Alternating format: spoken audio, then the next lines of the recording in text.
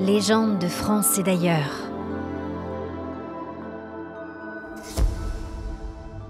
À 2 pas de chez moi se trouve le site intrigant de Croquelien. Si par hasard vous passez dans le coin, je vous recommande fortement d'aller y faire un tour. On dirait presque qu'une partie de Brocéliande, vous savez, cette forêt avec ses rochers mythiques, s'est égarée du côté des Côtes d'Armor. Ce qui n'est en fait pas si loin de la vérité, puisqu'il y a des milliers d'années, Brocéliande s'étendait bien plus loin qu'aujourd'hui. De gros rochers aux formes étranges, une herbe rase et de vieux chênes vénérables. Jean ressentait toute la magie du lieu dans son cœur fatigué. Oui, fatigué. Il en avait plus qu'assez de trimer chaque jour pour payer leurs portables et tous leurs gadgets inutiles à ces 2 adolescentes ingrates. Sans parler de sa femme. Alice et les jumelles étaient de vraies sangsues. Mais il leur réservait une belle surprise. Il avait prévu cette dernière excursion en famille avant qu'elles ne tombent chacune de leur joli piédestal. Il allait partir, tout plaquer et changer de vie. Son boulot, le prêt pour la maison, il avait tout organisé en secret depuis plusieurs mois.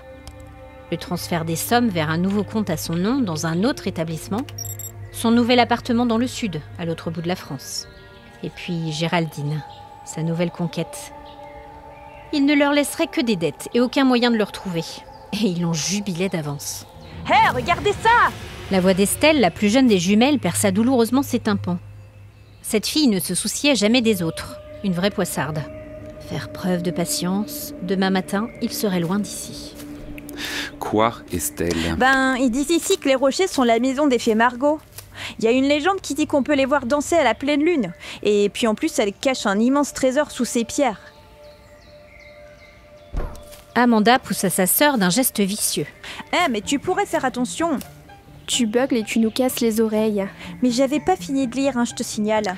On s'en fout, Estelle. C'est des bêtises tout ça. Les fées, ça n'existe pas. Oh mais qu'est-ce que t'es bête. Jean s'approcha du panneau en maugréant. Ouais, si j'avais un trésor sous la main, je serais bien content. Ça m'éviterait de me crever la santé pour vous payer tous vos trucs inutiles. Mais papa! De toute façon, si tu leur piquais leur trésor, elle te transformera en crapaud. Mais non, mais je te dis que c'est pas ça. Arrête, Estelle. La balade se prolongea dans une ambiance morose. Les 2 jumelles se chamaillaient à mi-voix. Alice faisait la tête et lui, il suivait le mouvement, comme d'habitude. En arrivant au gîte, Jean trépignait d'impatience. C'était le grand soir. Il avait caché dans le garage sa petite valise. Il allait partir dans la nuit comme un voleur. Et en embarquant la voiture. Elle se retrouverait bloquée ici, obligée de débourser une fortune en taxi pour rentrer à la maison. Sans compter le solde de la location. Il ricana et se prit un regard noir d'Alice. Tu n'as pas de quoi être fière, tu sais. Tu n'as même pas été capable de nous emmener dans un lieu digne de ce nom pour les vacances. Non mais, pire que je pourrais être sur la plage Saint-Tropez, mais non, monsieur a fait son pingre. Je ne te pardonnerai jamais, Jean. Il haussa les épaules et alla prendre une douche. À son retour dans le salon, il les observa toutes les 3 devant une émission de télé-réalité, leurs yeux avalant les absurdités comme des perles de savoir. La crise éclata juste au moment du coucher. Amanda déboula en furie dans leur chambre. Maman, Estelle m'a piqué mon rouge à lèvres Chanel. Quoi? Celui que t'as eu pour ton anniversaire? Ben oui, S'il te plaît, maman, tu peux faire quelque chose? Mais non, mais c'est pas vrai. Estelle, viens ici. Jean, déjà au lit, se tourna en soupirant et ferma les yeux. Il ne voulait surtout pas être mêlé à leur stupide dispute. Quoi? Qu'est-ce qu'il y a encore? Estelle, tu vas lui rendre son rouge à lèvres tout de suite. Ah ouais, tout de suite, c'est moi. Je l'ai pas, moi. Si, bien sûr que si, tu me l'as volé. T'es jalouse parce qu'on me l'a offert et que toi, t'en as pas. Estelle, arrête de mentir. Où as-tu mis ce rouge à lèvres? Mais maintenant... Estelle... Vous me croyez jamais, de toute façon. Papa, pourquoi tu dis rien? Je vous jure que c'est pas moi qui l'ai pris. Bon, alors si c'est pas toi, où est-ce qu'il est? Vas-y, dis-moi. Mais j'en sais rien. Je sais pas, peut-être qu'il est tombé au pied des rochers tout à l'heure. Amanda s'en est servie quand on était là-bas, elle l'a peut-être fait tomber, non? Mais non, mais n'importe quoi. Sans même se retourner, Jean reconnut au ton un peu perdu d'Amanda que sa sœur avait vu juste. Bon, il n'y a plus qu'une seule chose à faire. Quoi? Jean se crispa et ferma les yeux un peu plus fort, faisant semblant de dormir. C'est évident, non. Il va falloir aider là-bas. Il sentit 3 paires d'yeux se poser sur son dos, Mais il dort. Hors de question que mon rouge à lèvres reste toute la nuit dehors. Hein. Il entendit des pas s'approcher et une main sèche se posa sur son épaule, le secouant sans ménagement. Jean, réveille-toi. Il bâilla, faisant semblant de sortir d'un sommeil profond. Mais quoi, putain, mais c'est même pas possible de dormir tranquille dans cette baraque. Arrête de râler et habille-toi. La petite a perdu son rouge à lèvres. Non mais tu rigoles, il est plus de minuit, je dors là. Écoute, pour une fois, sert à quelque chose. Tu vas retourner à ce croque-machin là. Hors de question qu'elle perde son rouge à lèvres, hein. C'est un Chanel quand même. Il fit le sourd autant qu'il le put, mais il finit par se rhabiller et filer en voiture rien que pour avoir la paix. Plus vite il aurait retrouvé ce fichu tube, et plus vite elle pourrait se coucher et lui retrouver sa liberté. Il pensa un instant au corps tendre et chaud de Géraldine qui l'attendait sur la côte d'Azur, et il appuya sur l'accélérateur. Ok, il était largement au-dessus de la vitesse autorisée, mais de toute façon, sur ces routes de campagne, passé 19h, il n'y avait plus âme qui vive. Il arriva sur le site un peu après 1h du matin. La pleine lune baignait les rochers d'une lueur irréelle, et une brume légère montait du sol surchauffé. Après la chaleur infernale de l'après-midi, la fraîcheur bienvenue de la nuit bretonne était un vrai délice.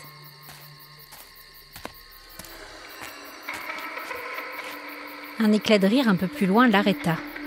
Il écouta, mais rien. La nuit était à nouveau silencieuse. Il jeta un œil autour de lui, mal à l'aise. Il avait un très mauvais pressentiment.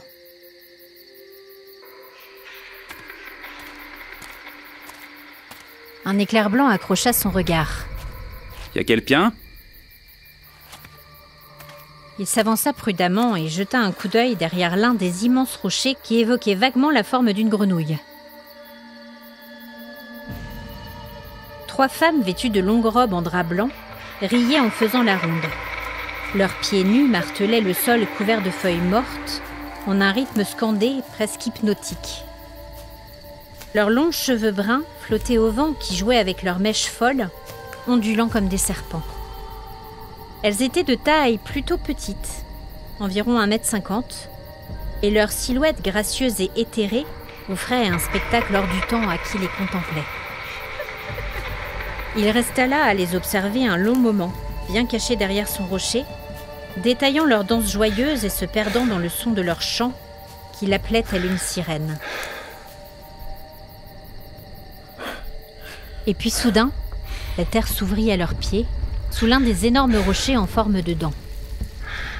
Un trou se révélait, et l'éclat brillant de pièces d'or attira son regard. Le trésor des fées ? J'y crois pas. En voulant s'approcher davantage, Jean fit craquer de son pied une petite branche, et les 3 femmes se retournèrent. Leurs visages angéliques prirent un aspect démoniaque d'un coup. Leurs cheveux soyeux l'instant précédent étaient maintenant hirsutes et dressés sur leur tête. Jean faisait face à 3 harpies furieuses d'avoir été découvertes. Ils se regardèrent tous, le temps se figeant, puis les 3 inconnus ouvrirent la bouche simultanément et se mirent à hurler.